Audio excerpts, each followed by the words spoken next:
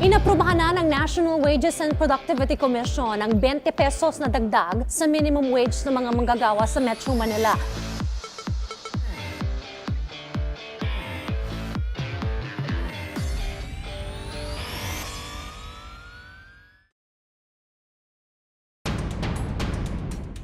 Good day and welcome to Pros and Cons, where we ask the hard questions and you decide which side of the truth you would choose to believe. With the rise in the inflation rate and the increase of prices of commodities with it, wage hike has been imperative. In Metro Manila, the Wage Board granted a 25 peso increase in the minimum wage, far from the 334 pesos that labor groups asked for. This as the government works on ways to make prices of goods manageable. Today, in Pros and Cons, we raise the question, is the minimum wage, along with its increase, enough to sustain the lifestyle of Filipinos? How can workers cope with the movement of prices? What can the government do to help our workers? I am Undersecretary Joel C. Egco, your moderator for the day. Have you ever looked at your payslip and thought a little extra would be nice to make ends meet? A wage hike has already been granted, but we have to ask, frankly and bluntly, is that enough? What can be done in this case? So to answer those questions, today we have the lady to my right, Maria Criselda C. She's the Executive Director of the National Wages and Productivity Commission. Welcome to the show. Thank you, Usec Joel. Yes, kamusta po ang inyong ahensya ngayon? Maayos naman po. Wala namang problema. Wala naman po, awa ng Diyos. Introduce ko lang po yung sa akin, nasa kaliwa naman. Si Atty. Sonny Matula. Siya po ang chairperson ng Nagkaisa Labor Coalition. Welcome to the show po. Magandang hapon po, Usec Joel. Yung Nagkaisa ay ang pinakamalaki na koalisyon ng mga grupo ng mga obrero sa Pilipinas. Kasali diyan yung Federation of Free Workers, yung Trade Union Congress of the Philippines, yung Sentro na Nagkakaisang Pilipino, yung Partido Manggagawa at 40 pang ibang mga federasyon. Okay. That's good. So, nandito po tayo ngayon because we're going to talk about, the recent NCR wage hike, minimum wage hike, and what are the other pressing concerns pa ninyo ngayon? Simulan po natin siguro. Ito, okay na ba yung 25 pesos? Yung wages ay napaka-importante yan sa mga manggagawa. Yung isa pang issue na napaka-importante yung question ng kontraktualisasyon at ang abuso nito na nangyayari ngayon sa mga pagawaan. So, I'll give this portion of our program to the Executive Director po ng National Wages and Productivity Commission to explain how you came up with the 25 peso NCR wage hike. So, paano po ba yung naging proseso dito? Okay, ganito po yung naging proseso. Nakasaad po kasi sa RA 6727 na essentially for a period of 1 year dapat hindi din-disturb yung wage order na inisyu ng board. So, nag-expire na po yung wage order ng board noong October 5. But even before the expiration, the Regional Board of the National Capital Region received a petition for a minimum wage increase. So, yun po yung dininig ng board at it has become a subject of the consultation and yun nga po yung public hearing na nangyari noong October po. So, nung na-issue na ho yung minimum wage, ito ho ay nag-take effect 15 days after the publication. Okay. So, ito ho ay nag-take effect nung November 22. Okay. Okay. So, recently 25, lang talaga siya. 25 pesos for the non-agriculture sector. Okay. But for the agriculture sector, we have another rate for that. I think that's... No, that's within NCR. Within We NCR. we have agriculture Meron sector in NCR. Opo, doon sa fishery sector po natin sa Nabotas at saka po doon sa Pateros, yung mga magbabalot So, we'd doon. like to clarify yung mga that to our ganun. audience. Pag sinabing agriculture, hindi po yung baka sabihin, wala naman pala yan dito sa NCR. Yes, tama po si ma'am. Merong mga fish ports. So, thank you, ma'am. Thank you, attorney. When we return, we'll start our discussion on the minimum wage and other issues concerning our labor sector. We'll be right back.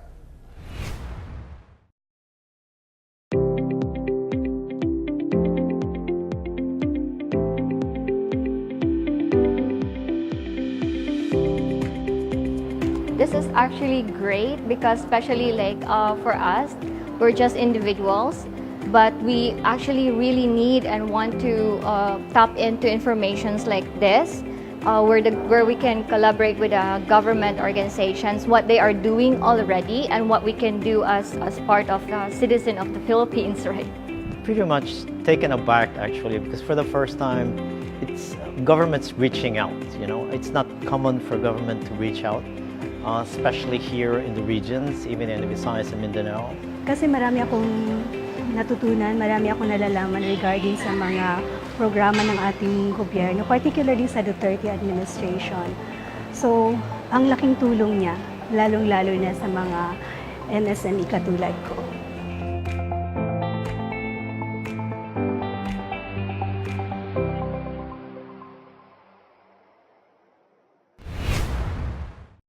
We're back on pros and cons. Okay, to begin our body, I'd like to pick up from where we left off kanina po, yung 10 criteria. Please expound po doon ulit. Oo. Unang-una, tinitignan natin yung capacity of, the cost of living, or the needs of workers and their families. Yeah. So kasama ditong tinitignan natin yung poverty threshold, yung prices of commodities. So kasama lahat yun dun. And some other statistics that we look at.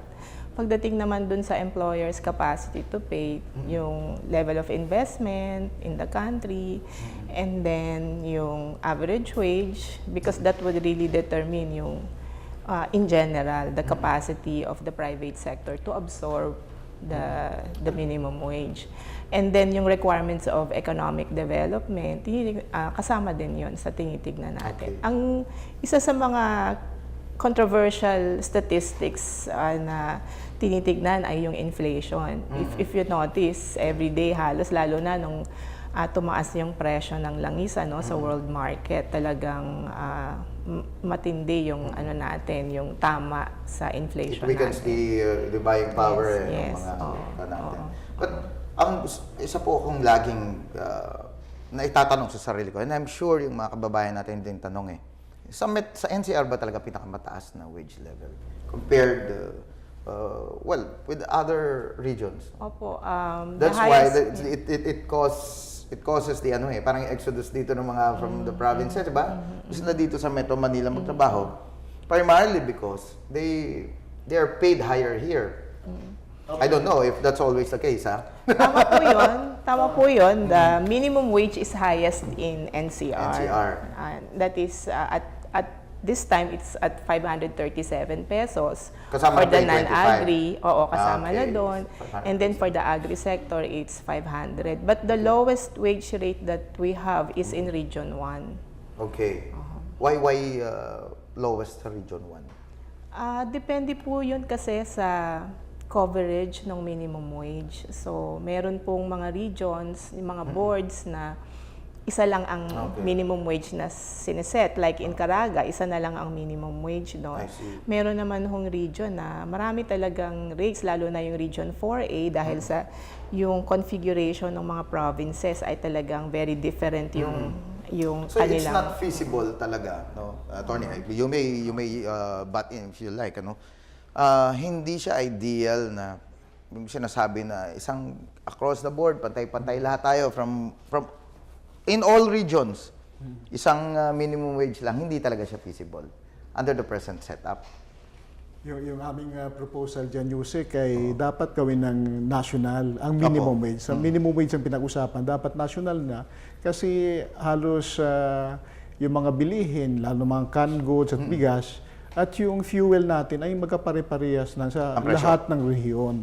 Kaya sinusuportahan namin yung pangako ng Pangulo na dapat i-do away na yung regional o provincial wages. Kaya so gusto ninyo, ang national, advice across namin the board, diba? Oo. Hindi naman across the board, pero Hindi across the board. national. National. Kasi tingnan mo, sa NCR is 537. Sa ARM is 270. Mas mababa pa doon sa North, no? Oo. Doon sa Region 1 nga, 1, sinasabi. oo. So masyadong dito lang nga sa Metro Manila, 'di ba? May mga manggagawa tayo sa Metro Manila na nagtatrabaho sa Region 4A. Yung minimum wage doon sa Region 4A, ang pinakataas Hindi ay match dito. 400. Oo. Dito sa Metro Manila ay 537. Yet dito sila nakatira sa Metro Manila. Paano nila i-cope up yung So yun yung mga disparity na, well, sad realities. Kaya nung nag-dialogue kami kay Pangulong Duterte noong Pebrero, ay inulit namin yung pag-aaral na yung posibilidad na magkaroon ng national minimum wage. But by law, regional po talaga eh. Oo nga. So and I think it's already an old law. It's a 29-year-old palagay law. kinakailangan Plano ninyo? Usec na i-review. The law. I-review yung batas kasi almost 30 years na, sabi ni Director C. Probably kinakailangan i-review yan ng NWPC o isang presidential tripartite committee on the national minimum wage. Are you two on the same page when it comes to, yan, kailangan daw po i-review yung batas, no? You share that view? Ginagalang po natin yung opinion ng ating mga kasamahan sa labor sector at yun po kasing issue ay isang malalim na usapin. But as it is right now, kung titignan po natin, yun pong structure that we have in the Philippines responds to the existing socio-economic configuration of the country, given it is supported by the statistics that is being produced by the Philippine Statistical Agency. And also, we adhere to the international standard of tripartism and subsidiarity, the principle of tripartism and the principle of subsidiarity.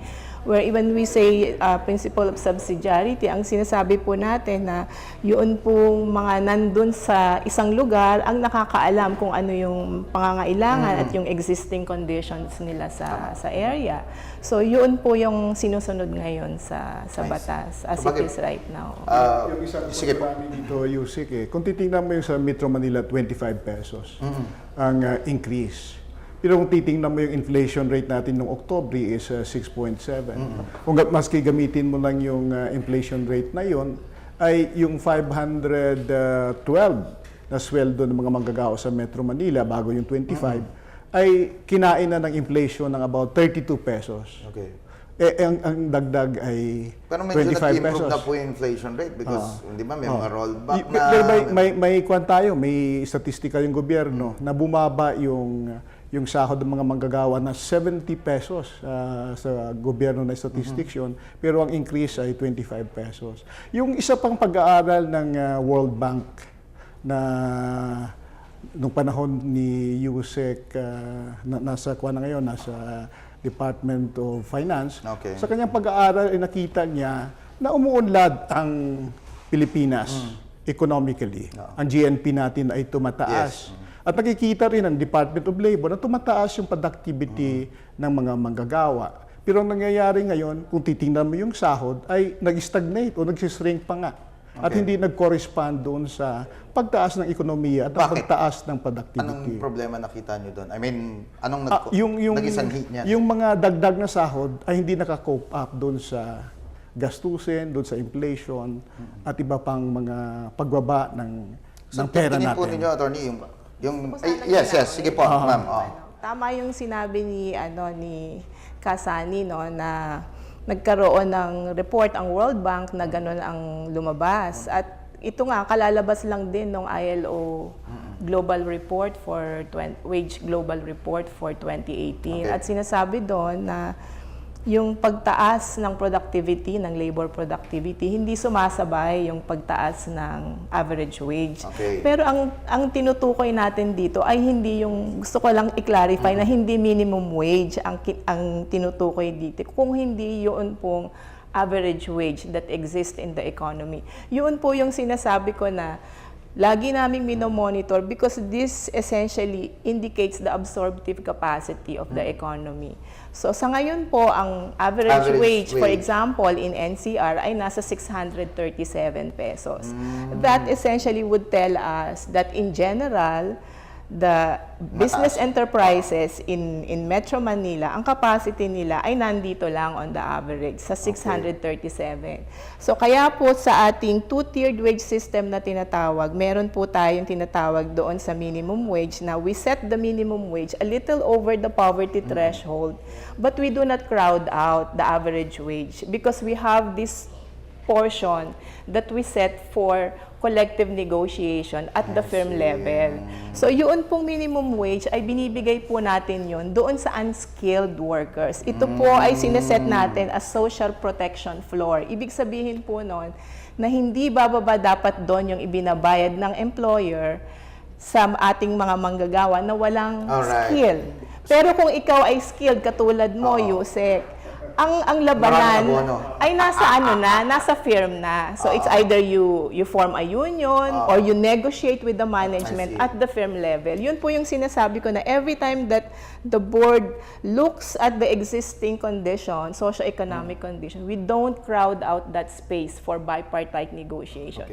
Because we do not want to kumbaga, gagamitin natin yung minimum wage policy para takpan yun. We don't want that because we acknowledge the primacy of collective negotiation at the firm level. So, ang kailangan ho nating i-impluwensyahan ay yung average wage when we say, labor market. Sige po. Sa collective bargaining negotiation, napaka-importante niyan. At ang FFW, ang Federation of Free Workers, at ang maraming mga union But it's a natin. matter between the employees and the Wala yung gobyerno dyan. Pero in-encourage namin yung mga manggagawa na mag-organisa ng union. Ang problema lang ng manggagawa ngayon ay napakaliit yung ating organized union. At sa kasalukuyan, ayon sa statistics naman ng Department of Labor on Unemployment, ay almost 300,000 na mga manggagawa lang ang covered ng collective bargaining negotiation. Ang aming isang proposal na siguro dapat pag-aralan yung bakit hindi nakapag-organize yung mga manggagawa. Ang isa sa mga dahilan dyan probably ay yung ating mga batas rin at mayroong kultura din tayo.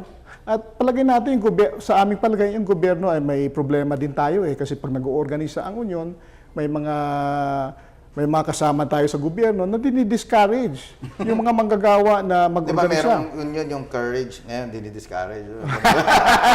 Yan po, babalikan po natin yan, Atty. Let's take a short break and when we return, we'll check out what social media is saying about today's issue. Don't go away.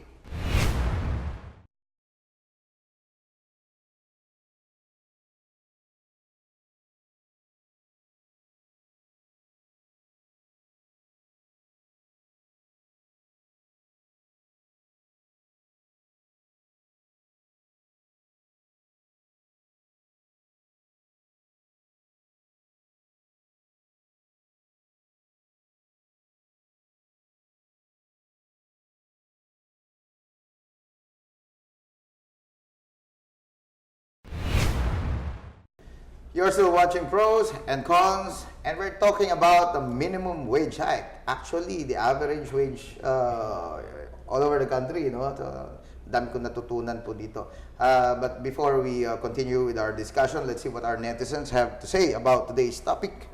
Ito po ang ating poll question, ma'am and attorney. Sapat na ba ang kasalukuyang minimum wage at ang mga kasunod nitong dagdag para suportahan ang pamumuhay ng mga Pilipino? Ang ating pong result, majority po talaga sinasabing hindi daw sapat, So, I understand that. Dapat mag-organisa ang mga manggagawa para sa collective bargaining negotiation. Ayan, ito ang basahin natin ibang comments, ha. Basahin natin kay Kurt Bryce Makaya. Sabi niya, hindi sapat ang minimum wage ngayon, lalo na sa mga probinsya. Dapat may national minimum wage, kasama ang federalism para hindi napupunta pa sa Maynila ang mga taga-probinsya dahil sa sweldo. So, yun yung pinopoint out natin kanina. And this one to mababa from Tata Balaguer Tuazon. Magtayo muna ng maraming factory at ibang kumpanya para makapagbigay ng maraming trabaho sa bawat Pilipino bago magngalngal sa aumento ng sahod. At tumulong sa bayan para sa kaunlaran, hindi yung tumutulong para pabagsakin ng bayan. Hindi uunlad ang isang bansa kung maraming terorista at buhayang magnanakaw sa kaban ng bayan. Of course, you're advocating, ano to? Yung Pagtatayo ng union. Pagtatayo ng union. Ano na ba problema ngayon sa union? Nabawasan ba? Lumipis? Kung titingnan mo yung statistika natin, noong 2005, yung cover ng collective bargaining agreements ay mga 500,000. Oh, Pero ngayon, 2017 na statistika ay mga 300,000 na lamang. So, ibig sabihin, bumababa yung mga manggagawa. hindi kaya dahil happy naman sila. Hindi palagi ko... Ayaw na mag-union eh. Naguguluhan lang ako dito sa union eh. Naapektuhan na kami. Pag nag-rally, sabihin. Ito ba, I'm just stating. may mga dahilan Pati kami nadamay, sabihin yan. No? Una siguro, maraming mga factory noon na nagsara na at I least wala see. nang manggagawa ngayon. At kung may mga bagong factory, hindi nakapag-organisa yung mga manggagawa I see. dito sa mga bagong factory. I see, oo. Pero, how do you see it coming in the future? You're advocating now na mag-ano, pero... Malaking maitulong ng gobyerno kung ang gobyerno ay at least madepensa yung mga manggagawa na nag-oorganisa at hindi sila maharas. Yun ang aming hiningi Ang sa problema po, gobyerno. yung mga union naaway gobyerno. Depende yan sa sa paghawak siguro. I So, see. kinakailangan mo i-manage naman, no? Para at least At kasama na dyan yung board natin. yung ating Hirap i-manage department yan. Oo, Sweldo yung, yan eh. Labor and yung board Employment. kasi is tripartite in composition. Nandun So we si have government, representatives si of labor and management. and government. And government. Kaya nga it's essentially a political process. But in order for it to become effective and even the decision that it issues, there has to be science in Yes. what it does. And therefore, the role of the board secretariat is very important in providing technical assistance to Yes. the board so that they can come up with an Parang informed decision. tama po, mahirap naman sabihin na i-ano mo kami, increasean mo kami 100. Bawa, kung board lang, madali lang yan. Sige, bigay na yan. Ang problema, employer. Sige, bigay ko 100 mo, pero 100 din ang tanggal na kasama mo. Diba? Ang hirap i-manage, ang hirap i-balance. Tama yung sinabi So I ni understand Director. that. It's really a balancing act it's a delicate in the balance. case of the board. Kasi yung policy natin, ano yan dalawa yung concern niya. Number one, it's a social protection tool. So sabi ko nga kanina, the intention is to provide the low and the vulnerable Yes. workers. Yung isa namang concern niya, meron siyang redistributive effect. So it is a redistribution tool ang Yes. tinatawag natin. Pag sinet mo siya ng mababang-mababa, then it will not impact on the requirement of the worker. So parang baliwala yung minimum wage mo kasi it doesn't make a difference naman in protecting the low paid worker. Pero pag tinaas mo naman siya ng mataas na mataas, or yun nga yung sinasabi ko kanina, na it almost approaches already the average wage, bakit ka pa magsiset ng minimum wage? Dictated naman ng market na yung average wage na sinasabi natin, di ba? At kung mas tataas ka pa doon, tataas yung iyong non-compliance. Tinatawag natin, mas maraming companies yung hindi susunod sa labor standard natin. At yun nga, yung employment effect. Sabi nga po kanina, yun talaga, yung minimum wage law, protection yan nung Pinakamababa. Kasi The lowest. when you compute the average wage, andyan yung below the minimum wage and much higher than the minimum wage. Kaya proposal namin dyan, Usec, tatlo eh. Okay, meron tayong national minimum wage. Yung pangalawa, dapat yung mga manggagawa ay mayroong mga organisasyon na nakipag-collective bargaining sa kanilang mga employers. At yung pangatlo, siguro pwede nating ma-develop at hindi pa natin na-practice sa Pilipinas, yung mga industry bargaining. Para, Kasi iba't ibang industry, iba't ibang mga capacity, iba't ibang mga pangangailangan ng mga manggagawa. Kaya yung tatlong yan ay napaka-importante sa palagay namin para sa pag-aaral ng ating industrial relations. Paano natin Sa ating sa pag-reform na para maangkop at masagot yung mga pangangailangan ng mga manggagawa at syempre ng mga employers din. And each industry, unique yung demand eh. Halimbawa, nasa farming sector, halimbawa, nasa Garments. fisheries naman, tapos sa garments. Sa commercial, industrial. Iba-iba. So, ang hirap talagang i-balance niyan. And, kumbaga, ano nga natin sa mga kababayan natin, wag po kayong basta nagagalit sa gobyerno, pag ganyan, kulang, mababa, kung tayo lang masusunod, bigay natin lahat yan eh. Kaya lang, yun nga, hindi naman pwede yung ganon. So, yung interest din naman ng management, baka magsara yan. Diba? So, Lahat yung tinitignan actually ng board natin. And even the inter-country comparison. if you would note that, for example, in the ASEAN region, Thailand now has the highest minimum wage. Wow. Pangalawa tayo. Magkano po yung minimum wage nila para for I guess it's $10 plus a little cents, gano'n. Wow. Yun yung sa kanila. Tayo naman nasa 9.80 something, gano'n. Or depende sa exchange rate, $9 something. That is the NCR rate, yung sinasabi ko. But if you will compare the rates in the other regions, makikita nyo, for example, in Region 4A, Region 3, Region 7, Davao, and Cagayan de Oro, yung rates nila ay comparable to the other ASEAN, lower income ASEAN countries. Kaya kung mapapansin nyo, yung mga investments sa atin from the outside ay dito sila nagpupunta. Marami tayong mga economic zones dito sa mga areas natin. Attorney, your final statement. Maraming manggagawa na nagsasabi na yung minimum wage na ibinigay sa Metro Manila ay mababa. Pero sa palagay ko, dapat din ang mga manggagawa ay tulungan ang kanilang sarili sapagkat alam naman natin na may mga employers tayo na may kayang magbigay ng mas mataas dyan. At ang isang susi dyan ay ang mga manggagawa sa mga kumpanyang hindi pa organisado ay dapat mag-organisa. Ang pag-organisa ng manggagawa ay isang constitutional right ng mga manggagawa na dapat gamitin nila para itaas ang kanilang pamumuhay. Maraming salamat, Usec. Salamat po. Kailangan gamitin ng tama ang pag-uunyon, hindi yung ibang agenda na ano. Anyway, thank you very much po, Maria Criselda C. of the Executive Director of the National Wages Productivity Commission. Atty. Sonny Matula, Kuyang, maraming pong salamat. We appreciate your being here on the show. Tune in again next week as we discuss another timely issue. For your comments, suggestions, and questions, visit our Facebook page and the PNA website. You may be for or against. You may agree or disagree. In the end, we are all Filipinos working towards the same goals. Will you choose what's right, or will you stay on your side of the truth? Once again, this is Undersecretary Joel C. Egco. Thank you, and see you on the next episode of Pros and Cons.